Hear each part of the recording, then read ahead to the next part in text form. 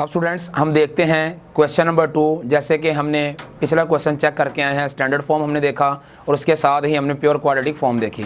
अब question number 2 में सिर्फ उसने कह दिया है सॉल्व बाय फैक्टराइजेशन, आपने फैक्टराइज ही करना है इसको। अगर वो बोलता है कंप्लीटिंग स्क्वायर तो आपको कंप्लीटिंग स्क्वायर ही करना पड़ेगा। अगर वो बोलता है कि सॉल्व बाय क्वाड्रेटिक फार्मूला तो उस फार्मूले से ही सॉल्व करना पड़ेगा। अगर वो सिर्फ बोलता है कि सॉल्व द क्वाड्रेटिक इक्वेशन तो फिर तीनों तरीकों में से जो सा मर्जी आप मेथड चूज कर लें और एक के साथ क्वेश्चन को कंप्लीट कर लें। तो स्टूडेंट्स अभी उसने हमें बाउंड कर दिया है, उसने कहा है कि सॉल्व बाय फैक्टराइजेशन, आपने सिर्फ और सिर्फ इसे फैक्टराइज ही करना है, यानी मिड टर्म ब्रेक करनी है अब हमने। तो क्वेश्चन है क्वेश्चन नंबर 1, क्वेश्चन नंबर 2 का पार्ट 1 है। कहता है x square minus x minus 20 is equal to 0। अब स्टूडेंट्स मैं आपको सिखाता हूं कि फैक्टराइज किया कैसे जाता है। आप इसे फॉर्मूला बनाकर आसानी से सॉल्व कर सकते हैं। कैसे? First term as it is लिख लें, साइन जो है वो एज इट इज, एक एम्प्टी ब्रैकेट लगाएं और जो भी वेरिएबल है वो एज इट इज इसके साथ लिख लें, चाहे एक वेरिएबल हो, 2 हो, 3 हो, जितने भी वेरिएबल होंगे वो साथ ही आ जाएंगे। यह आ गया मेरे पास माइनस 20, जो भी टर्म इधर होगी एज इट इज, इक्वल जो होगा वो भी एज इट इज। अब हमने करना क्या है, फर्स्ट वन यानी एक्स स्क्वायर के कोफिशिएंट से इस कांस्टेंट को मल्टीप्लाई कर देना है। अब इसके साथ 1 है, 1 को जब मैं 20 से मल्टीप्लाई करूंगा तो 20 1 जा 20। अब हमने ये देखना है कि 20 किस किस टेबल पे आता है। तो हम सबसे छोटे टेबल से शुरू कर लेते हैं। 2 का टेबल रीड करता हूं तो मैंने देखा 2 मल्टीप्लाई 10 इज इक्वल टू 20 होता है।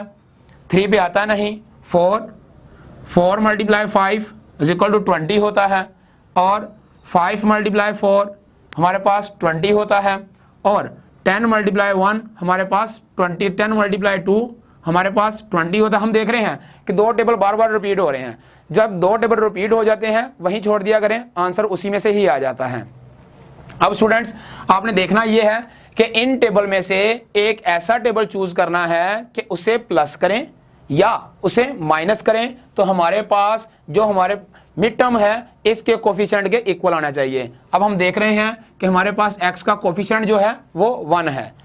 अगर मेरे पास ये है 10 और 2, मैं ये टेबल लेता हूं, 10 प्लस 2 करता हूं तो ये मेरे पास 12 आ जाता है। अगर मैं 10 माइनस 2 करता हूं तो ये मेरे पास 8 आ जाता है। जबकि मुझे 1 चाहिए तो ये टेबल मुझे नहीं चाहिए क्योंकि ये हमारी रिक्वायरमेंट के मुताबिक नहीं है। ये कैंसिल हो गया। फिर हम सेकंड वन लेते हैं। हमने लिखा 5 प्लस 4 तो ये हमारे पास आ गया 9 और अगर मैं 5 माइनस 4 करता हूं तो ये आ जाता है 1। हमने देखा कि 5 प्लस 4 इज इक्वल टू तो 9 है, लेकिन हमें तो 1 चाहिए, यानी ये फॉर्म हमारे पास नहीं चाहिए, हमें ये नहीं बननी चाहिए। अब 5 माइनस 4 इज इक्वल टू 1 ये हमारी रिक्वायरमेंट के मुताबिक है, तो हम ये पूरी चीज जो है इसमें लिख देते हैं 5 माइनस 4। अब स्टूडेंट्स इसको मल्टीप्लाई करते हैं। ये आ गया एक्स स्क्वायर माइनस 5 और एक्स मल्टीप्लाई कर देते हैं इसके साथ। ये आ गया माइनस माइनस प्लस और ये आ गया 4x minus 20 is equal to आ गया 0। अब 2 जो है हमारे पास 2 फैक्टर्स में इसे रिजोल्व कर लेते हैं। अब फर्स्ट वन में देखा कॉमन आया हमारे पास x, रिमेनिंग रह गया x माइनस 5 प्लस इसमें देखा कॉमन तो ये आ गया 4 और इसमें भी आ गया हमारे पास माइनस 5 इज इक्वल टू आ गया स्टूडेंट 0। अब हमने देखा ये आ गया x माइनस 5 और ये आ गया मेरे पास x plus 4 is equal to आ गया हमारे पास 0। अब स्टूडेंट्स हमने क्या किया, x माइनस 5 को इज इक्वल टू 0 अलग कर लिया और x प्लस 4 को इज इक्वल टू 0 अलग कर लिया। ये मेरे पास माइनस का 5 है, उधर जाकर ये पॉजिटिव हो जाएगा और ये मेरे पास x प्लस का 4 है, जब दूसरी जानिब जाएगा तो ये माइनस का 4 हो जाएगा। तो ये हमारा सोल्यूशन सेट आ गया -4 एंड 5। इस तरीके कार को हम फैक्टराइजेशन कहते हैं। ये स्टूडेंट क्वेश्चन अभी मैंने 1 किया था, अब मैं क्वेश्चन नंबर आपको 3 करके दिखाता हूं। 2 बिल्कुल सिंपल है, जैसे हमारे पास क्वेश्चन नंबर 1 है ऐसे ही क्वेश्चन नंबर 2 है, ऐसे ही क्वेश्चन नंबर 3 है, ऐसे ही क्वेश्चन नंबर 4 है। तो मैंने ऐसा किया है कि क्वेश्चन नंबर हम 3 करते हैं।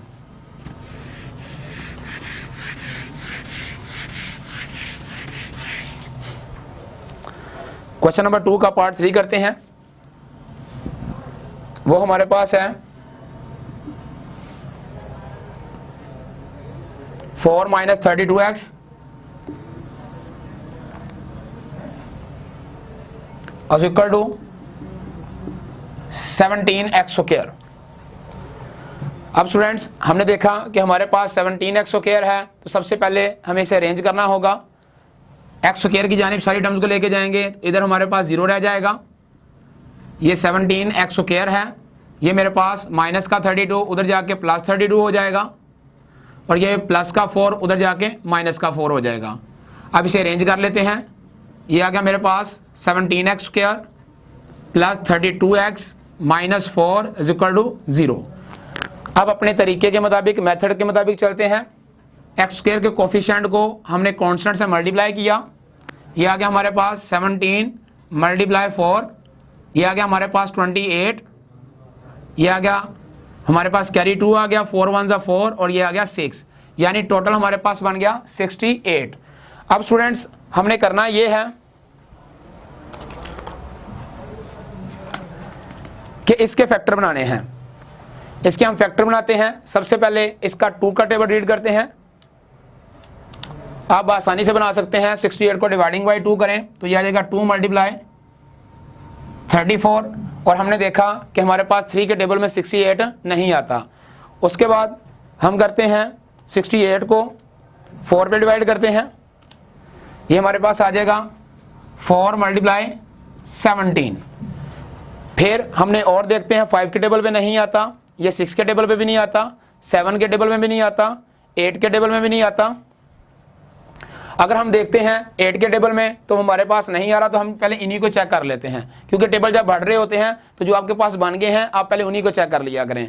तो मैंने फर्स्ट टेबल लिया, मैंने कहा 34 + 2, यह आ गया मेरे पास 36, यह आ गया मेरे पास 34 - 2, तो ये आ गया मेरे पास 32 आ गया, यानी मुझे चाहिए भी 32 ही है। तो हमने क्या किया, पहले फॉर्मूला बना लेते हैं। 17x square plus empty bracket, मैंने बोला था variable as it is, -4 is equal to आ गया स्टूडेंट 0। अब ये जो पूरी फॉर्म हमें माइनस के साथ हासिल हुई है, हम इसे जो हमारे पास एम्प्टी ब्रैकेट है इसके अंदर लिख लेते हैं। ये आ गया 34 - 2। अब इसे डिटेल वाइज सोल्व कर लेते हैं। ये आ गया स्टूडेंट हमारे पास 17x square plus 34x minus 2x - 4 is equal to 0। जब इसे इसके साथ मल्टीप्लाई करेंगे तो ये आ जाएगा 34x, और जब इसको इससे मल्टीप्लाई करेंगे तो ये आ जाएगा हमारे पास 2x। अब एक पेयर ये बन गया हमारे पास, और एक पेयर हमारे पास ये बन गया। हमने देखा इन दोनों में कॉमन क्या है, 17x आ रहा है। जब 17x मैंने कॉमन निकाल लिया तो रिमेनिंग मेरे पास क्या रह गया, x रह गया। ये आ गया मेरे पास प्लस, अब मेरे पास 32 में अगर मैं 34 में से देखता हूं 17 मेरे पास बाहर कॉमन है, तो यहां पर 2 बच जाएगा, और माइनस यहां से -2 मैंने कॉमन निकाल लिया, बाकी रह गया x + 2। स्टूडेंट्स अगर तो ये दोनों ब्रैकेट सेम आती हैं तो याद रखना है आप फैक्टराइज सही कर रहे हैं, अगर ये सेम नहीं आती तो आप फैक्टराइज सही नहीं कर रहे। तो इन दोनों में कॉमन आ गया हमारे पास x + 2, और ये आ गया मेरे पास इसके साथ 17x और इसके साथ -2 इज इक्वल टू आ गया स्टूडेंट 0। अब हमने क्या किया, इसको सेपरेट कर लेते हैं इक्वल 0 के, और इसे हम इक्वल 0 सेपरेट कर लेते हैं। ये मेरे पास प्लस का 2 है, जब मैं उधर लेके जाऊंगा तो ये माइनस का हो जाएगा। और स्टूडेंट्स ये मेरे पास 17x -2 उधर जाके प्लस हो जाएगा, और ये मल्टीप्लाई हो रहा है, उधर जाके 17 डिवाइड हो जाएगा। तो स्टूडेंट्स ये हमारे पास सोल्यूशन सेट आ गया, -2 एंड 2/17। ये स्टूडेंट हमारे पास इसका कंक्लूजन हो गया, ये इसके रिजल्ट्स आ गए। अब स्टूडेंट्स हम देखते हैं, ये क्वेश्चन नंबर 1 था, मैंने बोला क्वेश्चन नंबर 2 जो है वो सेम है, 3 मैंने करके दिया आपको, और 4 भी बिल्कुल एज इट इज सेम है। इसी पॉइंट पे आपने लेके चलना है। अब स्टूडेंट्स ये 2 क्वेश्चन मेरे पास फ्रैक्शन की तरफ से आगे हैं। क्वेश्चन नंबर 5 और 6, मैं क्वेश्चन नंबर 5 करता हूं।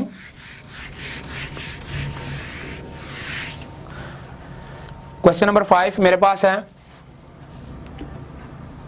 इसका part 5, x + 1 dividing by x plus x plus 1 और ये आ गया मेरे पास 25/12। स्टूडेंट्स अब हम इसे सॉल्व करेंगे। पहले क्वाड्रेटिक इक्वेशन बनेगी, फिर जाके इसे फैक्टराइज करेंगे। हमने देखा कि हमारे पास दोनों तरफ से मल्टीप्लाई कर लेते हैं इसके एलसीएम से। Multiplying x into x plus 1 on both sides, ये आ गया मेरे पास x plus 1 multiply x plus 1 into x, ये आ गया मेरे पास plus x into x plus 1 multiply x plus 1 is equal to x into x plus 1 multiply 25/12। अब स्टूडेंट्स देखते हैं, जो कटते हैं उन्हें काट दें, ये कैंसल। ये आ गया x प्लस 1, इसके साथ ये आ गया x प्लस 1 प्लस ये कैंसल और ये आ गया x और साथ में आ गया multiply x is equal to students ये हमारे पास आ गया 25x x plus 1 dividing by students ये आ गया 12। इसको हम पूरी टर्म को 25 से ऊपर मल्टीप्लाई कर दिया। इसको मैंने इससे मल्टीप्लाई किया स्टूडेंट्स, ये आ गया एक्स स्क्वायर। इसको मैंने इससे मल्टीप्लाई किया प्लस एक्स, इसको मैंने इससे मल्टीप्लाई किया, ये आ गया प्लस हमारे पास ये इससे मल्टीप्लाई हुआ, ये आ गया हमारे पास एक्स स्क्वायर, ये आ गया एक्स, ये प्लस आ गया मेरे पास एक्स और ये आ गया 1 1 जा 1 प्लस ये आ गया मेरे पास एक्स स्क्वायर और ये आ गया 25x स्क्वायर और प्लस आ गया 25x। इसको इससे भी मल्टीप्लाई कर दिया और फर्दर मैंने आगे भी मल्टीप्लाई कर दिया। डिवाइडिंग बाई मेरे पास बच गया 12। अब हमने इसे अरेंज किया, एक्स स्क्वायर और x square 2x square, x और एक्स प्लस 2x प्लस 1, यह आ गया 25x square plus 25x dividing by 12। अब स्टूडेंट्स हम देखते हैं कि ये 12 जो है इधर मल्टीप्लाई करता हूं मैं, जब ये 2 से मल्टीप्लाई होगा तो ये हो जाएगा 24x स्क्वायर, जब ये इससे मल्टीप्लाई होगा प्लस 24x प्लस 12 1 जा 12 और ये आ गया 25x स्क्वायर प्लस आ गया 25x। अब हमने देखना है कि एक्स स्क्वायर की जो फुल टर्म बड़ी है, एक्स स्क्वायर मैंने देखा इधर 24 है और इधर 25 है, तो मैं क्या करूंगा इन तमाम टर्म्स को उधर ले जाता हूं। इधर 0 रह जाएगा, ये प्लस का 24x है, उधर जाके माइनस 24x स्क्वायर हो जाएगा। इसके बाद ये प्लस 25x है, ये उधर जाके माइनस 24x हो जाएगा और ये मेरे पास प्लस का 12 उधर जाके माइनस का 12 हो जाएगा। अब स्टूडेंट्स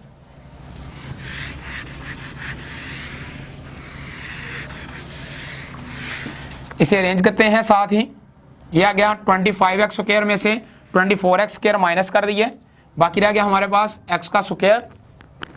इसके साथ ही 25x में से 24x माइनस कर दिए, बाकी रह गया मेरे पास 25x में से प्लस x रह गया और साथ आ गया माइनस 12 इज इक्वल टू आ गया हमारे पास 0 रह गया। अब स्टूडेंट्स हम क्या करते हैं, इसके फैक्टर बनाते हैं।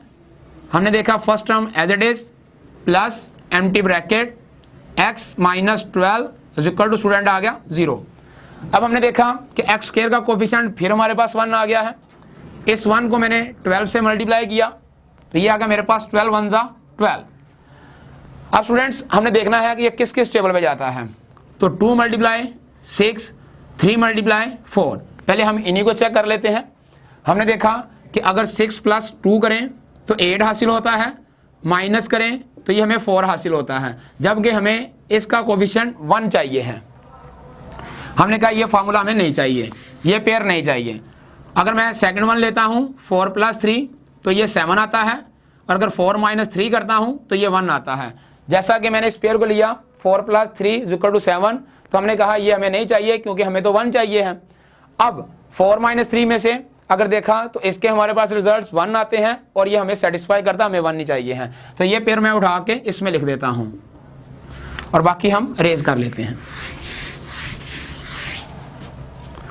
अब स्टूडेंट्स ये आ गया मेरे पास एक्स स्क्वायर प्लस 4x, इसे मल्टीप्लाई कर दिया, minus 3x minus 12 is equal to 0। अब एक पेयर स्टूडेंट ये आ गया और एक पेयर हमारे पास ये आ गया, यहां से बच गया x, बाकी रह गया मेरे पास कॉमन x है, x रह गया प्लस 4। स्टूडेंट यहाँ से माइनस 3 कॉमन आता है, बाकी रह गया हमारे पास x प्लस 4। जैसा कि मैंने आपको कहा था ये ब्रैकेट सेम आनी चाहिए, तो ये ब्रैकेट सेम है तो कॉमन निकाल लिया। इसके साथ बच गया हमारे पास x और इसके साथ -3 इक्वल टू आ गया स्टूडेंट हमारे पास 0। हमने कहा x प्लस 4 इक्वल टू 0 अलग कर लेते हैं, x माइनस 3 इक्वल टू 0 हम इसे अलग कर लेते हैं। अब ये प्लस का 4 उधर जाके माइनस का हो जाएगा और ये माइनस का 3 उधर जाके हमारे पास प्लस का हो जाएगा। तो ये हमारे पास इसके रिजल्ट्स आ जाते हैं। तो हम लिखेंगे सोल्यूशन सेट इक्वल टू है -4 एंड 3। ये स्टूडेंट्स इसके हमारे पास रिजल्ट्स हैं। इसके साथ क्वेश्चन नंबर 2 हमारे पास कंप्लीट हुआ। क्वेश्चन नंबर 5 और 6 है। इसी तरीके से स्टूडेंट्स आप करेंगे क्वेश्चन नंबर 6। सबसे पहले आप इसके एलसीएम से बोथ साइड मल्टीप्लाई करेंगे, फिर इसमें से जो माइनस या प्लस होगा वो करेंगे, उसके बाद इसको अरेंज करेंगे, अरेंज करने के बाद सेम इसी तरीके से आप इसको फैक्टराइज करेंगे। तो अब हम देखते हैं क्वेश्चन नंबर 3 जो कि है कंप्लीटिंग स्क्वायर का। कंप्लीटिंग स्क्वायर स्टूडेंट्स क्या होता है इसको हम डिटेल से पढ़ते हैं।